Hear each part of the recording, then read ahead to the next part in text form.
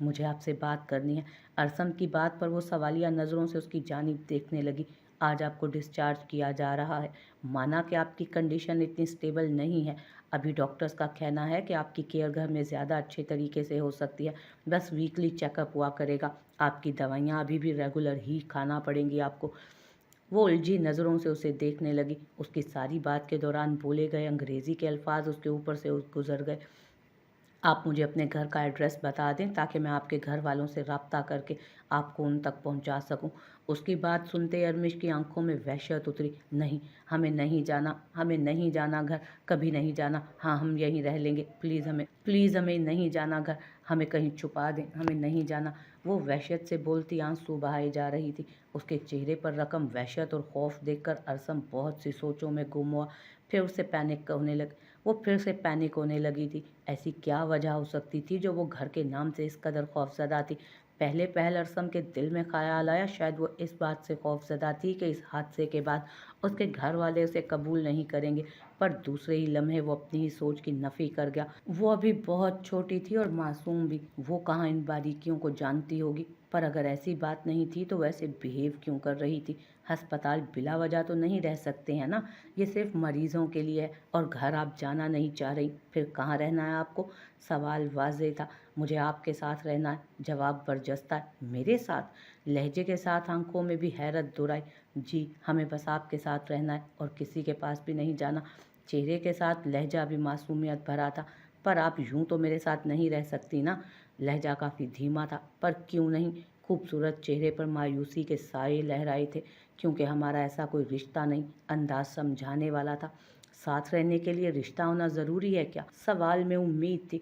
हाँ, बहुत ज़रूरी है। इसके बगैर तो नामुमकिन है ऐसा। उसकी बात पर उस मासूम चेहरे की आंखों में नमी उभरी।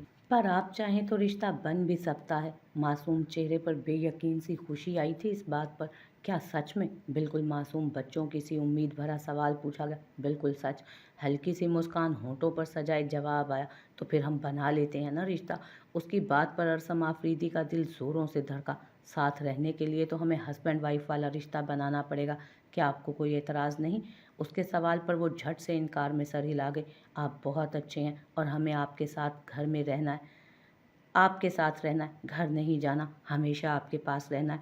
वो उसके फैसले पर वो उसकी बात पर फैसला करता एकदम अपनी जगह से उठा। आप रेस्ट करें, मैं थोड़ी देर तक आता हूँ बस। फिर हमें घर भी तो जाना है अपने। वो उसके सर पर हाथ रखता जेब से मोबाइल निकाल बासिम का नंबर मिलाकर कमरे से निकल गया। फिर ठीक 1 घंटे बाद अस्पताल के उस कमरे में सर पर लाल दुपट्टा ओढ़े तकियों के सहारे बैठी अरमिश हुसैन से अरसम आफरीदी बन चुकी थी। ये सारी कार्रवाई खुफिया तरीके से की गई।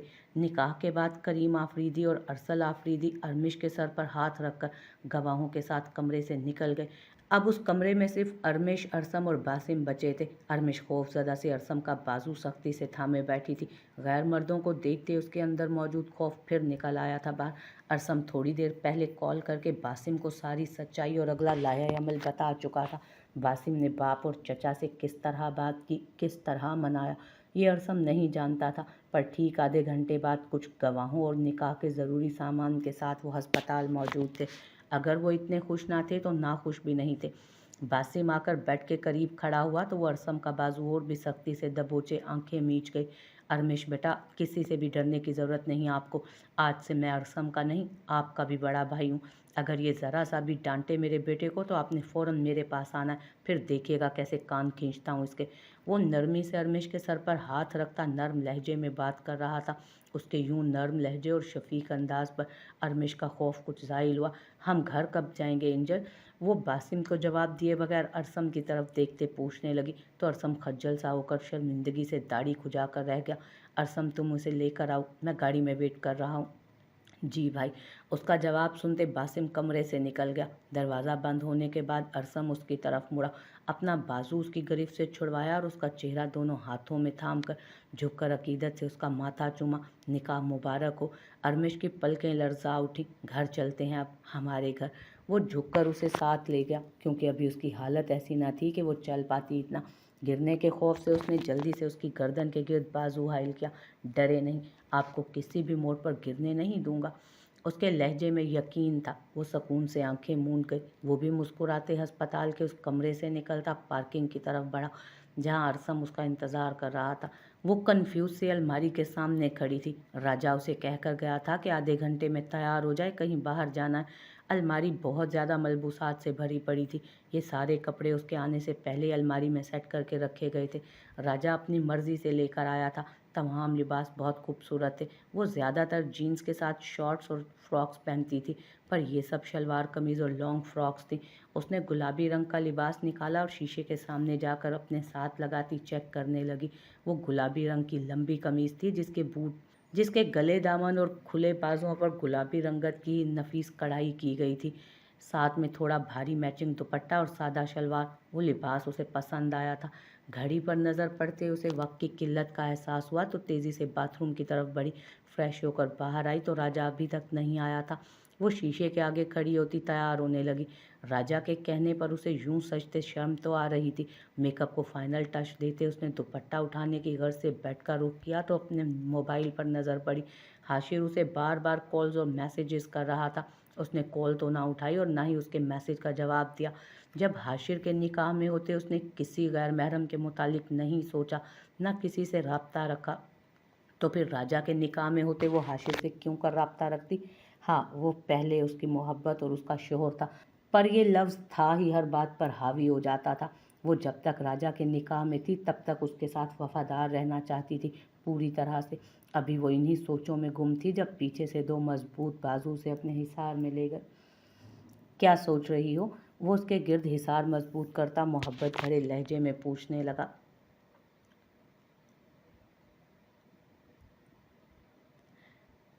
माशाल्लाह। उसके चेहरे पर नज़र पड़ते बेसाख्ता उसके मुंह से ये कलमात निकले जिन्हें सुनती वो सुर्ख पड़ी। वो मबहूत सा उसके चेहरे पर फैले खूबसूरत रंगों को देख रहा था। क्या उससे दिलकश मंजर भी कोई हो सकता है? मैं जब जब अपनी रानी को देखता हूँ तो वल्लाह दिल पुकार उठता है कि तुम अपने रब की कौन कौन सी नेमतों को झुठलाओगे। कानों में पड़ती उसकी सरगोशी सुनते उसका दिल बेतहाशा धड़कने लगा। बब बाहर जाने का कहा था आपने? वो उससे फासला बढ़ाने की कोशिश करते हुए बोली। अबे यार, तुझे देखने के बाद तो राजा भूल ही जाता है अपना आप भी। यह तो फिर छोटी सी बात है।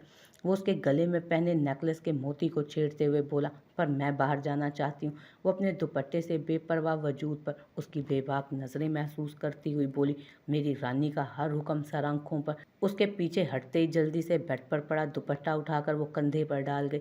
उसकी बौखलाहट देखता वो कहका लगा गया और अलमारी के बाहर लटके अपने कपड़े पकड़कर बाथरूम की तरफ बढ़ा। वो कपड़े बदलता बाहर आया तो नूरिया उसे देख हैरान रह गई। काली पैंट पर काली शर्ट पहने, खुले बालों और अपने तवाना वजूद के साथ वो उसको काफ़ी हैंडसम लगा। उसकी घनी मूंछों और दाढ़ी से उसका आधा चेहरा ढका रहता था, पर उसकी रंगत साफ थी। वो उसकी तरफ मुस्कुराहट उछालता शीशे के आगे जा खड़ा हुआ। आधे बालों को जूड़े में बांधने लगा। बालों से फारिग होने के बाद उसने ड्रेसिंग पर पड़े बैंड्स को उठाकर एक एक करते हाथ पर बांधा। फिर गले में चेन्स पहनने लगा। जब वो लब दबाती उसके पास आ खड़ी हुई। ये मत पहने प्लीज़। बोल तो वो चुकी थी, पर डर भी लग रहा था कि शामत ही ना आ जाए। जो हुक्म रानी। वो सीने पर हाथ रखकर आगे झुककर आजिज़ी से बोला तो वो खिलखिला कर हंस दी। वो सहन में आया तो वो तैयार खड़ी थी। वो उसका हाथ थामकर घर से बाहर निकल गया। बाहर निकलकर दरवाज़ा बंद करके ताला लगाने लगा, जबकि नूरिया गली में नज़रें दौड़ा रही थी। राजा ताला लगाने के बाद उसके पास आया और उसके कंधे पर पड़ी चादर उसके सर पर डाल दी। राजा नहीं चाहता था कि उसकी रानी के हुस्न पर किसी और की निगाह पड़े। रानी के तन और मन पर सिर्फ उसी का हक था। उसकी शिद्दत पसंदी पर नूरिया ने झुरझुरी ली। कहाँ जा रहे हैं हम? वो उसकी बात टालते बोली। वो दोनों हाथ में हाथ डाले पैदल चल रहे थे। जान जाएगी मेरी रानी, इतनी भी क्या जल्दी है? वो उसकी बात पर सर हिलाती अपने सर में फंसने वाली चादर सही करने लगी। गली से निकलकर वो रोड पर आए जब सामने अचानक एक लड़का आया। इससे पहले कि वो नूरिया से टकराता, राजा उसे तेजी से अपने साथ लगा गया। अबे साले, अंधा है क्या? दिखता नहीं बे क्या तेरे को? वो एकदम उस लड़के पर गरजने लगा, जबकि वो लड़का राजा को देखते घिघियाने लगा। भाई माफ़ कर दो भाई, मैं अपने ध्यान में जा रहा था, आपको और भाभी जी को देख नहीं पाया। माफ़ कर दो राजा भाई। नूरिया हैरत से खड़ी उस लड़के को उससे खौफ खाता देखती रही। तेरी तो मैं। इससे पहले कि वो उस लड़के को मारने के लिए उसकी तरफ लपकता, नूरिया जल्दी से राजा का बाजू अपने हाथ में थाम गई। छोड़ दें प्लीज़। उसकी आंखों और लहजे में इल्तजा देख राजा को खुद पर गुस्सा आया। पहली फुर्सत में खिसक ले यहाँ से। उसके कहने की देर थी कि लड़का गधे के सर से सींग की तरह वहाँ से गायब हुआ, जबकि नूरिया तो बस उसको देखती ही रह गई, उसकी फुर्ती को देखती रह गई। अपने हाथ पर सख्त गरिफ महसूस करती वो सर उठाकर राजा की तरफ देखने लगी। चलें? उसके प्यार से पूछने पर नूरिया भी हल्की सी मुस्कुराहट चेहरे पर सजाती इस बात में सर हिला गई। वो दोनों सामने खड़ी टैक्सी में बैठकर एक हसीन दिन मनाने चले गए। राजा उसे एक ढाबे पर लाया था, जबकि नूरिया हैरत से इर्द गिर्द का माहौल देख रही थी। उसके लिए ये सब बिल्कुल नया था। वहाँ कुर्सियों और मेज़ की जगह तख्त पड़े थे जिन पर गाँव तकिए रखे गए थे। राजा उसे लिए एक तख्त की तरफ बढ़ गया। वो जूते उतार ऊपर होता बैठा और उसको देखा। वो भी अपना जूता उतार कर बैठ गई। उस पर नज़र पड़ते ही एक आदमी तेज़ी से उनकी तरफ आया। सलाम राजा भाई, कैसे हैं आप? क्या खाना पसंद करेंगे आज? उसके सवालों से नूरिया को अंदाज़ा हो गया था कि राजा पहले भी यहाँ आता रहा होगा। उसने ये भी नोट किया था कि उस आदमी ने एक दफ़ा भी नूरिया की तरफ नज़र नहीं डाली। वो राजा की तरफ देखने में मगन थी, जो अब ऑर्डर दे रहा था आदमी को। चंद मिनटों बाद 2 लड़के आए और उनके आगे दस्तरखान सजाने लगे। जब खाना चुना गया तो वो लड़के वापस चले गए।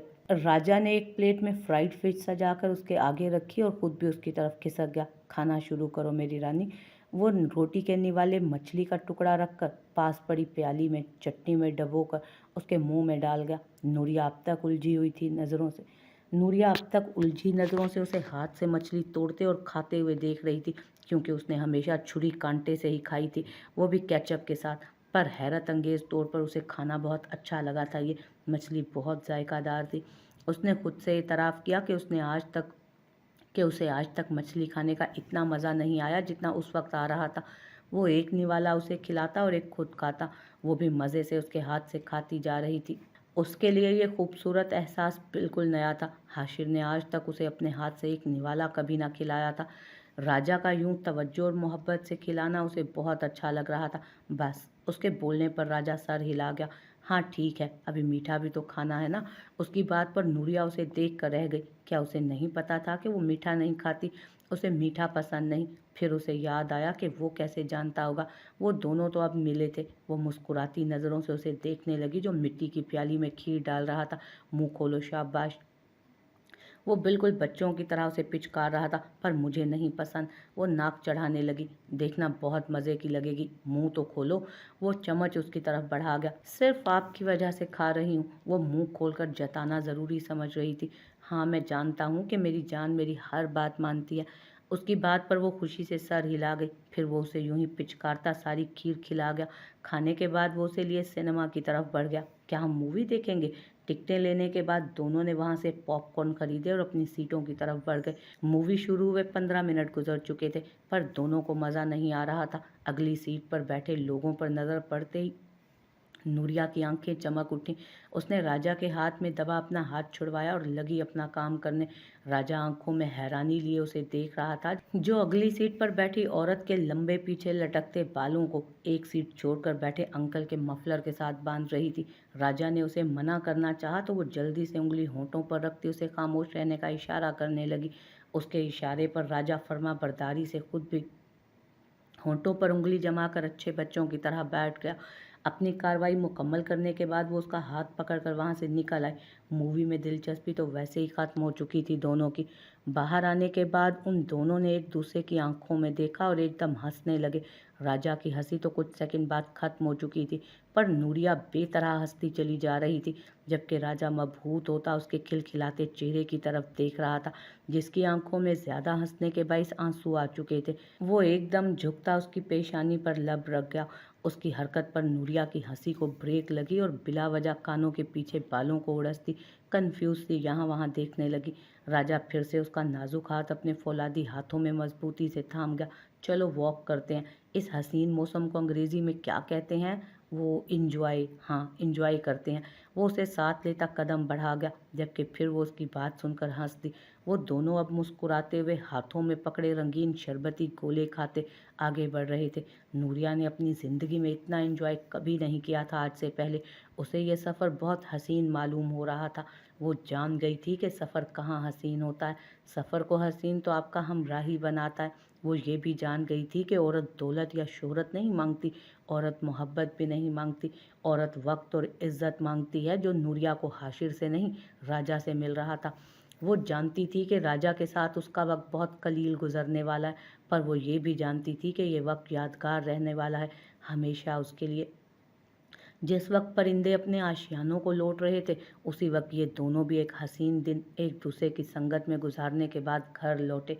बासिम के हमरा वो दोनों आफरीदी विला पहुंचे। बासिम ने गाड़ी का पिछला दरवाज़ा खोला तो अरसम अरमिश को बाहों में उठाए बाहर निकला। जितना उसका चेहरा पुरसकून था, उतना ही अरमिश का खौफ ज़्यादा। वो अपने माँ बाप और भाई के अलावा बस घर के मुलाजमों के साथ ही रही थी बचपन से। कुछ अपने साथ हुए हादसे के खौफ और